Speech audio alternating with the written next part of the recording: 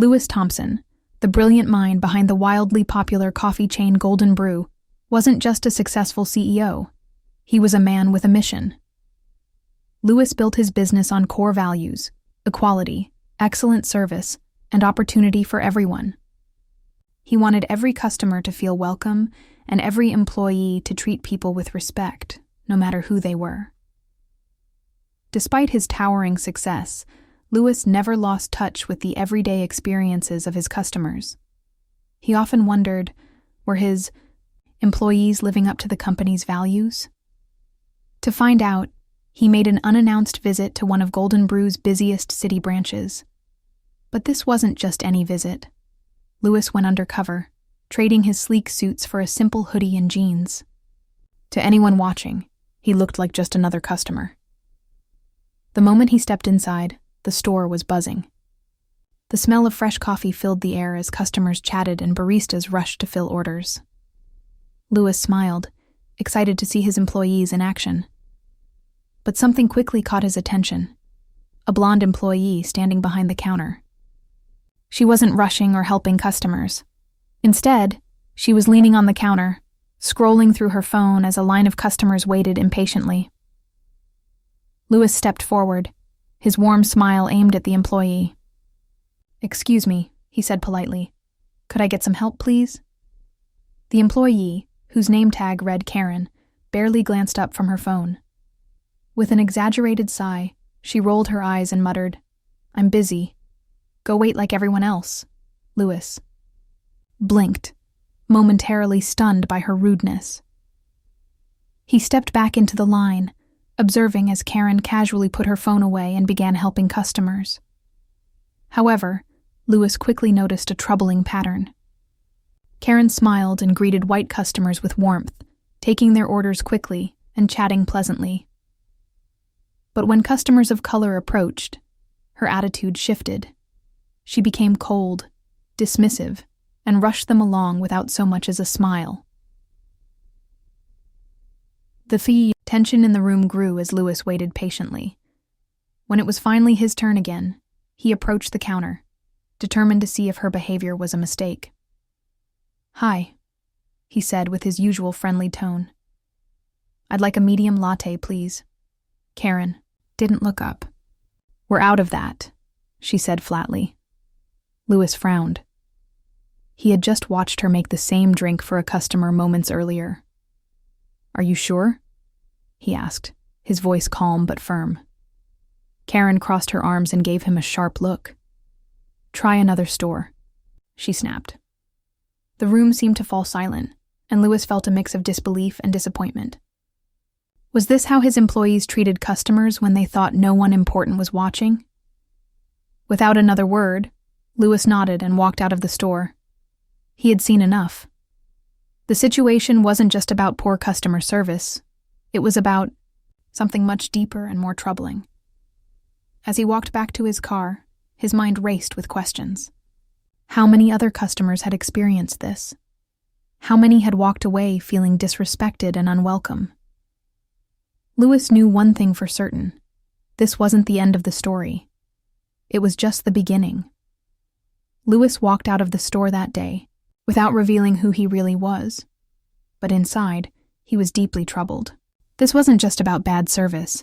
It was about blatant discrimination, something he had worked hard to keep out of his company. Back at Golden Brew headquarters, Louis wasted no time diving into the matter. He pulled up customer feedback and employee reports from the city branch he had visited. What he found only added to his frustration. Complaints about rude service and unfair treatment kept popping up, many of them mentioning a blonde employee. Some customers even suggested they felt unwelcome because of their race. It didn't take long to connect the dots. Karen had a history of this behavior. Louis also discovered that Jessica, the store manager, hadn't filed any official reports. Determined to get to the bottom of it, he invited Jessica to a private meeting. At a while. First, Jessica seemed hesitant. She admitted she had noticed Karen's behavior but hadn't said anything. "Karen's popular with some of the staff," she explained nervously. "If I called her out, I was worried it'd cause tension. I didn't want to make things worse. Louis listened carefully, his expression calm but serious. He assured Jessica that creating a fair and welcoming workplace was more important than avoiding conflict. He thanked her for her honesty, but made it clear that allowing such behavior to continue wasn't acceptable. With Jessica's cooperation, Louis started planning his next move. 1 week later, Louis returned to the same Golden Brew branch. But this time, he wasn't in casual clothes. Dressed sharply in a tailored suit, he walked in with a small team of executives. The sight of them caused the store to fall silent. Silent, customers paused mid-sip, and employees whispered nervously among themselves. Karen, oblivious to what was about to happen, was chatting with another employee when Louis called for a staff meeting. "Can I have everyone's attention, please?" he said, his voice steady but commanding. The staff gathered in the seating area, their faces a mix of curiosity and worry. Karen leaned against the counter, still scrolling on her phone, until she realized who was speaking. Her eyes widened, and she quickly tucked her phone into her pocket. "My name is Louis Thompson," he began, his tone firm. "I'm the CEO of Golden Brew." Gasps filled the room as Karen froze, her face turning pale. Louis scanned the room, his gaze finally landing on her. "Last week I visited this store Undercover. I wanted to see how customers were treated." He locked eyes with Karen. "What I experienced was unacceptable. I was ignored, dismissed, and lied to. And from the complaints I've reviewed, I'm not the only one," Karen stammered. I didn't know it was you." Louis raised a hand to silence her. "It doesn't matter who I am. Every customer deserves respect, not just the ones you think are important." The room was tense, and Karen's usual confidence had vanished. She muttered weak excuses, but it was clear they wouldn't help her now. Louis finished with a message to the entire team. Golden Brew was built on the idea that everyone is welcome. This behavior has no place here, and it will not be tolerated. As Karen sat in stunned silence, Louis prepared to deliver the justice she had coming. This was more than a lesson for Karen. It was a statement to everyone about what his company stood for. Louis stood at the front of the room, looking at his employees with a firm yet calm expression. "Let me make one thing clear," he said, his voice steady. "Racism and poor service have no place at Golden Brew. Our mission is to create a welcoming environment for everyone, and that mission will not be compromised." The room was silent, all eyes on Louis.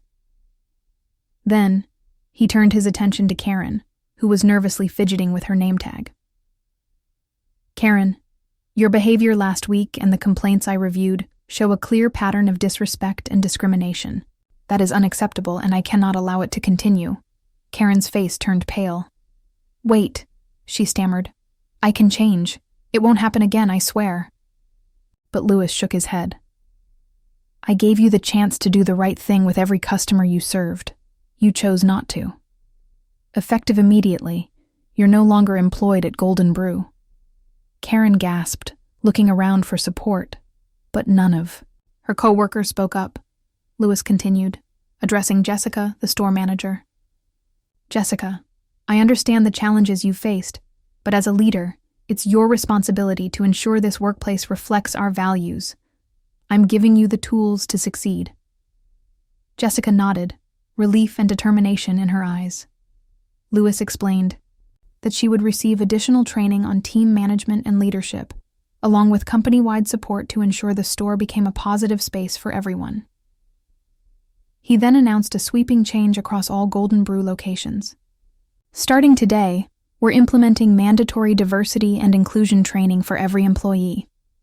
These sessions will focus on treating every customer with respect and ensuring that Golden Brew remains a space where everyone feels welcome. We will not wait for problems to arise. We will address them proactively."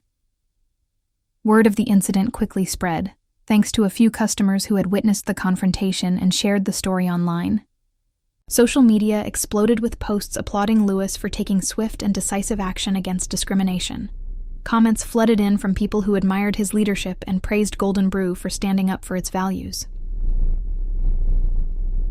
The changes Lewis implemented began to make a difference almost immediately.